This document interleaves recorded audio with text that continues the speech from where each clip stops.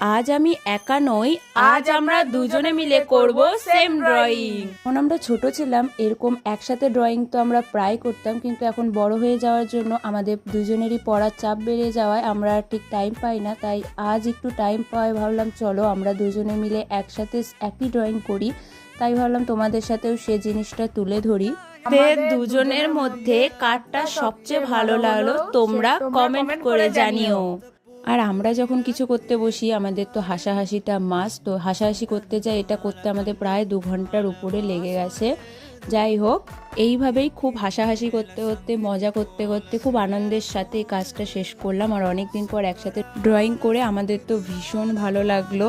তোমরা যদি আমাদের একসাথে ভিডিও এরকম আরো দেখতে চাও তাহলে অবশ্যই জানিও।